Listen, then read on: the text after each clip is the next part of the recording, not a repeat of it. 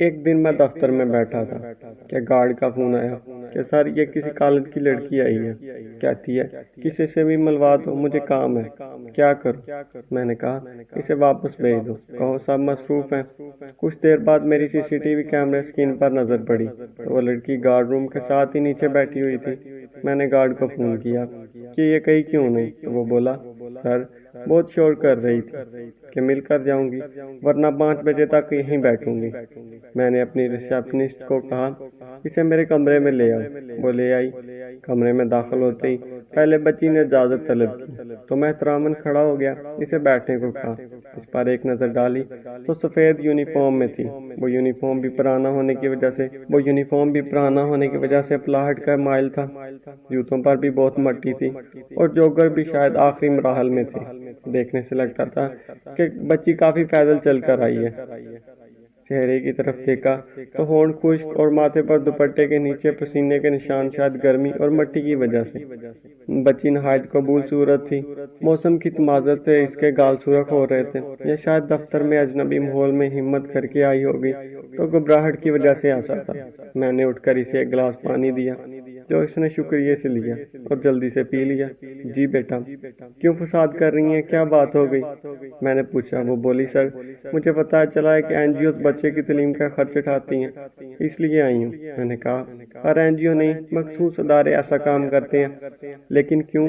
وہ بولی مجھے پڑھنا ہے، میرے بابا کے پاس پیسے نہیں ہیں، مجھے ہر حال میں اپنا BBA کمپلیٹ کرنا ہے اور MBA کرنا ہے، مجھے پیسے چاہیے، مجھے اس این جی او کا پتہ دیں جو پڑھائی اور فنڈ دے۔ ان دنوں بلوچستان ایجوکیشن انڈومنٹ فنڈ قائم ہو چکا تھا اور اس کا سیکرٹری میرا ایک پرانا دوست تھا، لیکن مجھے نیچے کے سٹاف کے حالات کا علم نہیں تھا، اس لیے میں بچی کو وہاں دھکے کھانے کے لیے نہیں بھیجنا چاہتا تھا۔ تو میں نے اس بچی سے کہا، اس نے ہاں میں سر لایا، تو میں نے چائے منگوا لی۔ وہ چائے اور بسکٹوں پر ٹوٹ پڑی۔ میں نے اسے پوچھا تمہارا باپ کیا کرتا ہے؟ وہ بولی AG آفس میں ہوتے ہیں، ابھی ریٹائرمنٹ لی ہے، کہتے ہیں میرے پاس جو تھا خرچ کر لیا، اب بیٹیوں کو پڑھانے کے لیے پیسے نہیں۔ میں سوچ پڑ گیا کہ AG آفس کا بندہ ایسا کہے، کوئی 2 نمبری ہوگی اس بچی کی، ورنہ باپ ایسا کیوں کہے گا؟ دوسرا مجھے یہ سوچ آئی کہ بچی جذباتی ہے، شکر ہے یہاں آ گئی ہے، کسی اور کے ہاتھ لگتی تو شاید آمدن کا کوئی اور ذریعہ سکھا دیتا اور اس کی ان چمکتی ہوئی آنکھیں روشن اب تک مدھم پڑ چکی ہوتی۔ میں بہانہ بناتے ہوئے اٹھ کر اپنے صاحب سے پوچھ کر آتا ہوں کہ ہم تمہاری کیا مدد کر سکتے ہیں۔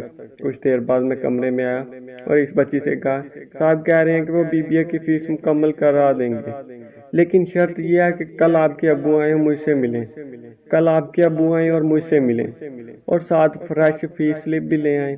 وہ تو خوشی سے کھڑی ہو گئی۔ ٹھیک ہے سر۔ اس کی معصومیت مسکراتے ہوئے نکل کر سامنے آ رہی تھی۔ میں نے اپنی ریسیپشنسٹ کو آواز دی کہ شاہدہ یہ بچی کل آئے گی، اس کو مجھ سے ضرور ملوانا، اس کا کانٹیکٹ لے لو۔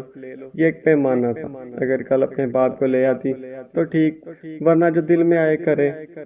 دوسرے دن میں 11 بجے آفس آیا تو ریسیپشنسٹ نے بتایا کہ سر وہ بچی صبح 10 بجے سے بیٹھے اپنے والد کے ہمراہ انتظار کر رہی ہے۔ میں نے کہا بلا لو۔ اس کا والد ایک سلجھا ہوا پنجابی اردو سپیکنگ بنتا تھا۔ تعارف پر پتا چلا کہ وہ کسی عہدے پر AG آفس بلوچستان میں کام کر رہا تھا۔ جب کوئٹہ شہر میں تخریب کاری کے ڈر سے اسکولوں میں ترانہ تک نہ پڑھایا جاتا کہ پاکستان دشمن اس اسکول پر کوئی شرارت نہ کر دے، لہٰذا ان حالات میں ایک آخرت کو ترجیح دینے والے نان لوکل بندے کا گزارا بہت مشکل تھا، جس کا نتیجہ یہ نکلا کہ کئی مرتبہ وہ اس خاندان نان شبنا کا بھی محتاج رہا۔ جلد ریٹائرمنٹ اس لیے بھی لے لی کہ بڑی بیٹی کی شادی کرنی تھی۔ بیٹے پڑھتے تھے، ایک MA کر کے ایک ڈاکٹر کے کلینک پر مریضوں کو نمبر دیتا تھا، مطلب چپڑاسی ہے، جبکہ دوسرا BA کرنے کے بعد اب کوئی چھوٹی موٹی کوشش کر رہا ہے۔ اس نے بچی کی طرف اشارہ کر کے کہا کہ اب مزید نہیں پڑھا سکتا، تو یہ ضد کر رہی ہے کہ یہ اپنے طور پر MBA کر کے دکھائے گی۔ یونیورسٹی کے سیمسٹر کی فی بھی نہیں پوری ہو رہی، لیکن یہ کہتی ہے اسی یونیورسٹی میں پڑھوں گی۔ یونیورسٹی کی اسکالرشپ اس لیے نہیں لے سکتے کہ اس کا نہ تو ٹیوشن ہے اور نہ ہم کتاب خرید سکتے ہیں کہ یہ جس سے تیاری کر سکے، GPA کہاں سے اچھی آئے گی، اس کا کوئی سہولت ملے۔ میں نے اس کے کندھے پر ہاتھ رکھا اور اسے کہا آپ اس کی تعلیم سے بے فکر ہو جائیں۔ اس بچی کے والد میرا شکریہ ادا کر کے چلے گئے۔ میں نے اپنی ریسیپشنسٹ کی ذمہ داری لگا دی کہ اس کی فیس وغیرہ ادا کر کے مجھے بتا دو۔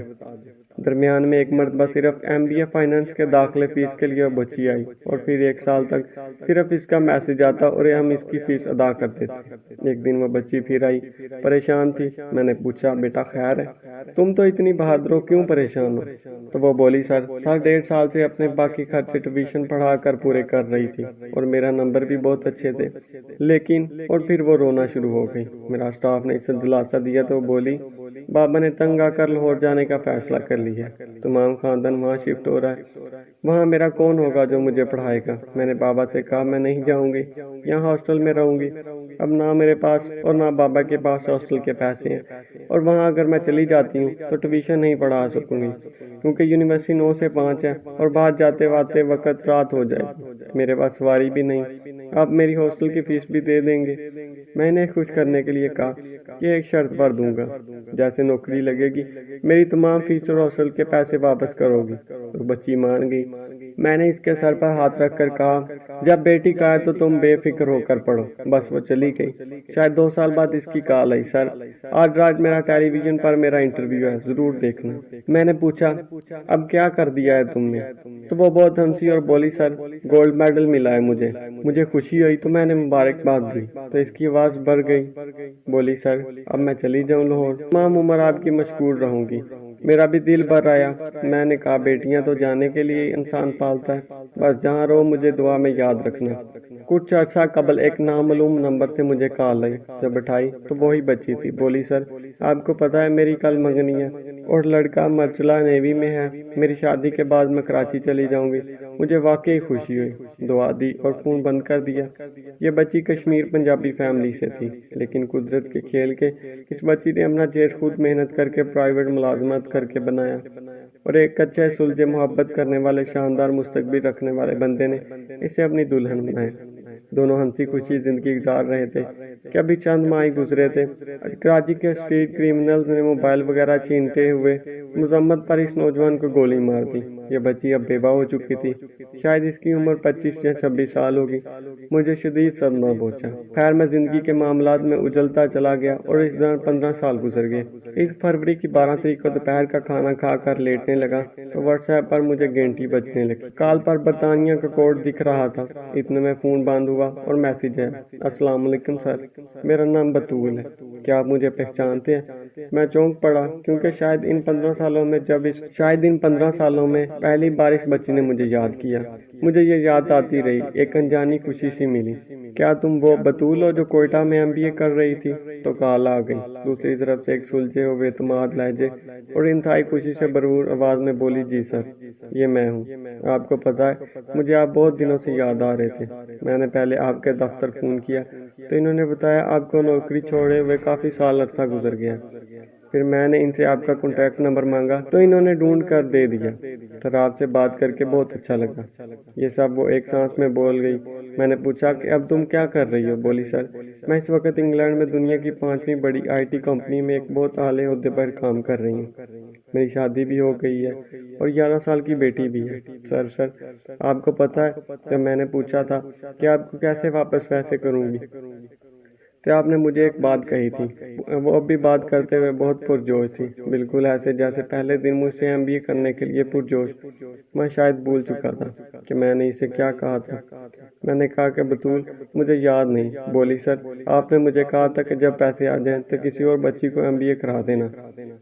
سمجھنا مجھے مل گئے۔ میں سوچ میں پڑ گیا، مجھ جیسے یاس انسان ایسی بات کر سکتا ہے؟ خیر یہ سوچ کر خاموش رہا کہ ہو سکتا ہے اس وقت جذبات میں کہہ دیا ہو۔ بولی سر آپ کو پتا ہے کہ میں نے ایک نہیں 5 نوجوانوں کو اعلیٰ تعلیم دلوائی ہے اور انہیں IT سیکٹر میں آگے بڑھنے میں مدد بھی دی ہے، پر سر میں رہوں گی نہیں۔ میں نے اسے دعا دی کہ اللہ تمہیں کامیاب کرے، اگر تم اجازت دو تو تمہاری کہانی لکھوں۔ تو تھوڑا سا خاموش ہو گئی اور بولی سر مجھے 1 ماہ قبل برین ہیمرج ہوا تھا، ورنہ میں آپ کو خود لکھ کر پوری زندگی کی باتیں بتاتی۔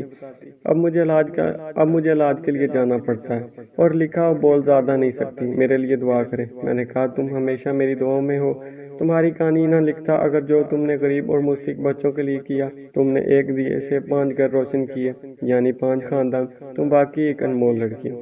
آپ سب پڑھنے والے دوستوں سے گزارش ہے ایسی انمول بچی بلکہ میری بیٹی کے لیے دعا کریں کہ خدا اسے صحت مند اور بابرکت زندگی نصیب کرے۔ اب جس جگہ پر وہ پہنچ چکی ہے، یہاں سے اس کی زندگی ایک پرسکون اور خوشحال گھریلو آسانیوں کی ہو۔ یا الہی آمین۔ اور اللہ میں کسی بھی انسان کی زندگی میں اس کی مدد کی توفیق دے اور جذبہ عطا فرمائے تاکہ یہ شمع سے شمعیں روشن ہوتی جائیں اور ساقی کوثر صلی اللہ علیہ وآلہ وسلم کے حوض پر ان کے محبت میں اثر آ جائے۔ آمین۔